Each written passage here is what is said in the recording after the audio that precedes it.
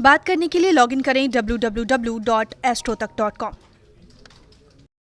जैसे अंग्रेजी कैलेंडर में जनवरी, फरवरी, मार्च के महीने होते हैं, वैसे ही हिंदू पंचांग में, हिंदू कैलेंडर में चैत्र, वैशाख, ज्येष्ठ, आषाढ़, श्रावण, भाद्रपद, आश्विन, कार्तिक और मार्गशीर्ष का महीना होता है।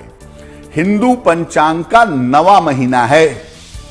इसे अग्रहायण या बहुत जगह पर अगहन का महीना भी कहते हैं।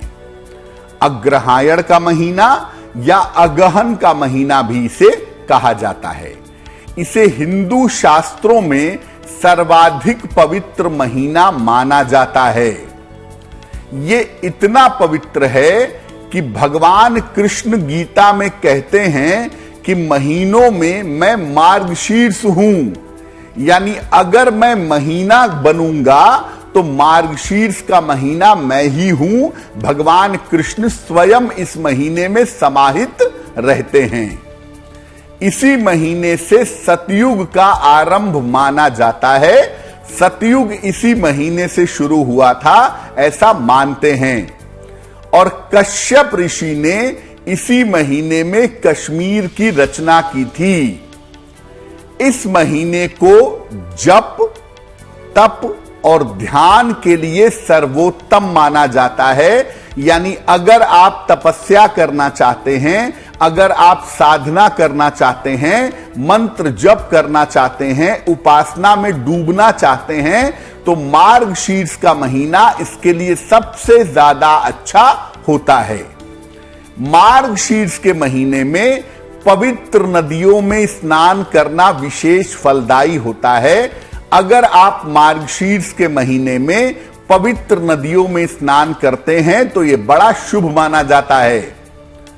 इस बार मार्गशीर्ष का महीना 9 नवंबर से शुरू हो रहा है और यह 8 दिसंबर तक रहेगा। यानी इस समय में अगर मार्गशीर्ष के नियमों का पालन किया जाए, जप किया जाए, तप किया जाए, ध्यान किया जाए, तो इस महीने का पूरा लाभ आपको हो सकता है। तो मार्गशीर्ष महीने का महत्व आपने समझ लिया। इस महीने में अगर आप पूजा करेंगे, उपासना करेंगे, ध्यान करेंगे तो किस तरह के फायदे होंगे? देखिए, मार्गशीर्ष के महीने में अगर आप शुभ काम करते हैं, मंगल काम करते हैं, तो वो विशेष फलदायी होते हैं। इस महीने में भगवान कृष्ण की उपासना करना बहुत ज्यादा अच्छा होता है और पवित्र नदियों में नहाना भी विशेष शुभ होता है।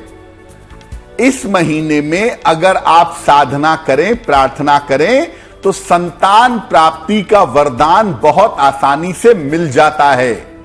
साथ ही साथ चंद्रमा से अमृत तत्व की प्राप्ति भी होती है। यानी चंद्रमा को अगर सबल करना चाहते हैं, चंद्रमा को मजबूत करना चाहते हैं, तो मार्गशीर्ष का महीना उसके लिए बहुत अच्छा है। इस महीने में कीर्तन करने का फल अमोघ होता है। अगर आप मार्गशीर्ष महीने में नियमित रूप से भजन कीर्तन करें, नियमित रूप से भगवान के नाम का स्मरण करें, तो जीवन की बड़ी से बड़ी बाधा को आप बहुत आसानी से दूर कर सकते हैं। मार्गशीर्ष का महीना जप के लिए, तप के लिए, ध्यान के लिए बहुत अच्छा है। और मार्गशीर्ष महीने में अगर कुछ बातों का ध्यान रखा जाए तो इस महीने का पूरा लाभ, पूरा फायदा आपको मिल सकता है। किन किन बातों का ध्यान रखें? देखिए, मार्गशीर्ष के महीने में तेल की मालिश अगर आप करते हैं या करवाते हैं तो ये बहुत उत्तम होती है। इस महीने से स्निग्ध चीजों का सेवन करना चाहिए, जैसे ड्राई फ्रूट्स। जिन चीजों के अंदर ऑयल कंटेंट हो, ऐसी चीजों का थोड़ा इस्तेमाल करना चाहिए। लेकिन इस महीने में जीरे का सेवन नहीं करना चाहिए। मार्गशीर्ष के महीने में जीरे का सेवन करने से पाचन तंत्र, डाइजेशन आपका बिगड़ सकता है। इस महीने से मोटे वस्त्रों का उपयोग आरंभ कर देना चाहिए, क्योंकि इस महीने से सर्दियों की अच्छी शुरुआत हो जाती है। तो स्वस्थ रहने के लिए मोटे वस्त्रों का उपयोग करना अच्छा होगा। और मार्गशीर्ष के महीने से शाम के समय की जो पूजा है, संध्या काल की जो उपासना है, वो अवश्य करनी चाहिए। ऐसा करना विशेष फायदेमंद रहता है। तो जो लोग सुबह शाम दोनों पूजा करते हैं उनके लिए कोई बात नहीं है, लेकिन अगर आप केवल सुबह पूजा करते हैं तो मार्गशीर्ष के महीने में शाम को भी पूजा करिएगा, शाम को भी प्रार्थना करिएगा, वो प्रार्थना आपकी स्वीकार होगी। देखिए, मार्गशीर्ष का महीना भगवान कृष्ण का स्वरूप माना जाता है। यानी भगवान कृष्ण की जो सबसे ज्यादा महिमा है, सबसे ज्यादा जो शक्ति है, वो जिस महीने में है वो महीना है मार्गशीर्ष का। और मार्गशीर्ष के महीने में ही भगवान कृष्ण ने अर्जुन को गीता का ज्ञान भी दिया था। अब इस महीने में भगवान कृष्ण की पूजा के दो तरीके हैं।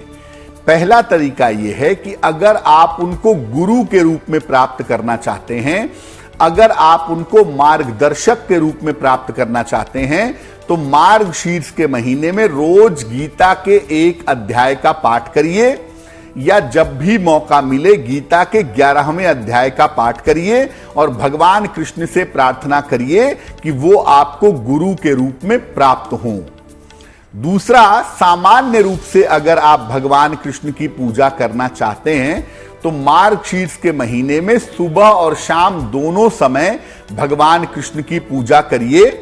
उनके सामने दीपक जलाइए, उनको तुलसी दल अर्पित करिए और भगवान कृष्ण के बहुत सारे मंत्र हैं। जैसे एक मंत्र है ओम क्लीं कृष्णाय नमः, या एक मंत्र है क्लीं कृष्ण क्लीं, या उनका नाम भी एक मंत्र है कृष्ण कृष्ण कृष्ण कृष्ण, या भगवान कृष्ण के लिए मधुराष्टक का, गोपालाष्टक का, गोपाल सहस्त्र नाम का, जिसका भी चाहें आप पाठ करें। सुबह शाम दोनों समय 10-10 मिनट, 15-15 मिनट खर्च करें और भगवान कृष्ण की पूजा करके प्रार्थना करें।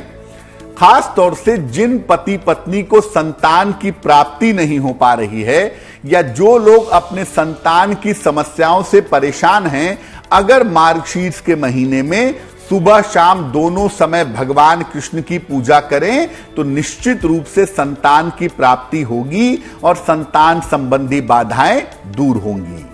और जो लोग भगवान कृष्ण को गुरु के रूप में पाना चाहते हैं, या जो लोग वास्तव में किसी गुरु की खोज में हैं, किसी गुरु की प्राप्ति करना चाहते हैं, वो मार्गशीर्ष के महीने में गीता का पाठ करेंगे, उन्हें भगवान कृष्ण गुरु रूप में प्राप्त होंगे।